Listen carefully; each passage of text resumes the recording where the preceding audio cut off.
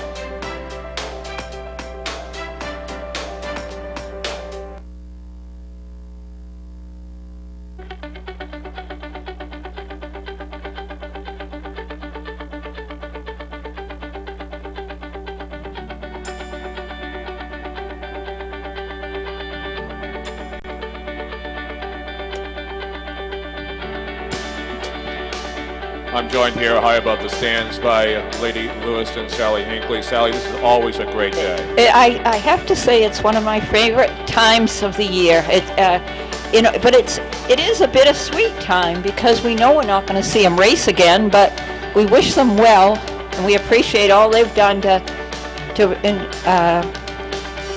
our enjoyment and pleasure. First now onto the raceway will be All Action Sun. The 14-year-old son of Sondon out of All Action Gal. She by Speed in Action, owned by the Deberon stable in Watertown, Connecticut, taking a mark of 155 and 3 as an 11-year-old. That's pretty impressive. Career earnings of over $270,000. Right, he was actually foaled in New Zealand. He finished second in the New Zealand trotting stakes before shipping over to Australia. In Australia, he finished 4th in the Australian Breeders' Crown, actually racing Mighty Mariah A while doing that. Then they both traveled halfway around the world to meet again at Scarborough Downs. Perhaps his most outstanding performance was winning the Australian Trotters Championship. After earning over $157,000, he shipped to America. All Action Sun began his American racing career on the 4th of July at Rockingham Park.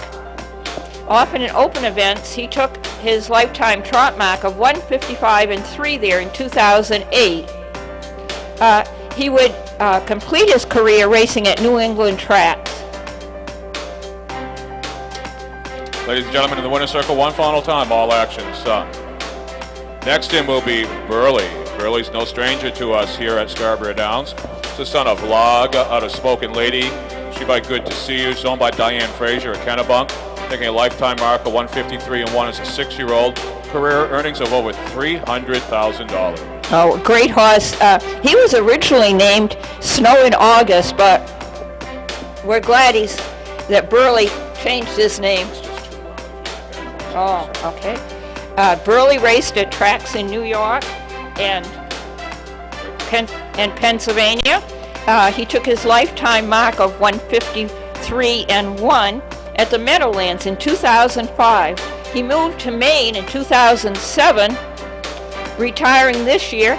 I heard he's bred 4 mares, and he bred true. All 4 are gray. So in the next few years, if you see a young gray horse out there, you want to check the breeding because it might be a Burley. And now one more time in the winner's circle for Burley.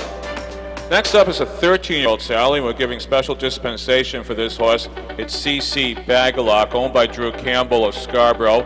mark of 56 and 2 as a 4-year-old, over $130,000 in lifetime earnings. CC Bagalak really has done stellar work this year as the poster child for our effort to construct Biddeford Downs. Whenever we needed CC Bagalak to come out to an event, he came out. He will be retiring today, and he will always hold a special place in our hearts. He is. He's a very popular horse, and he was foaled in New Jersey, and he raced tracks around that area. He took a lifetime mark of 156 and 2 at Rosecroft Raceway in 2002. He moved to Maine in 2004, and he became extremely popular here with his game efforts. And he retired this year with a great fan following.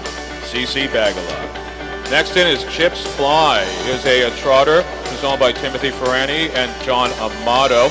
Raced much of his starts here at Scarborough Downs along the main circuit. Lifetime mark of 59 and 1, taken as a 10-year-old.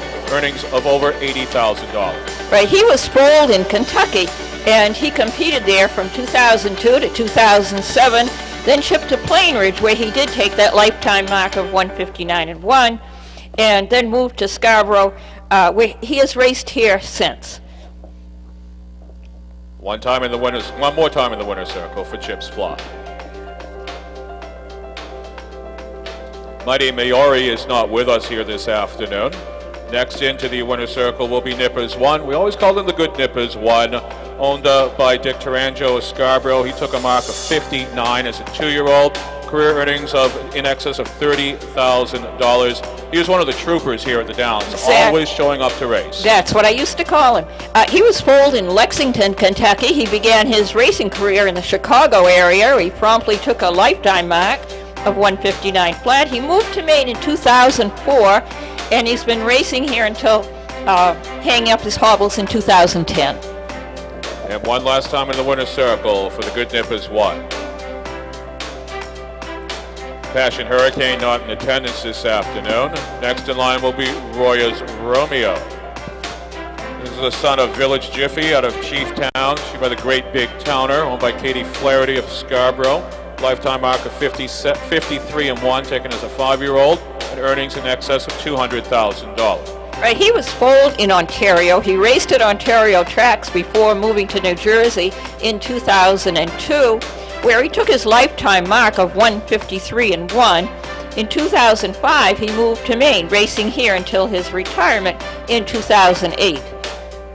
Whereas Romeo, of course, has been known to marshal a few races here at Scarborough Downs, and it appears that they are fitting a bridle onto him. He's got a saddle on.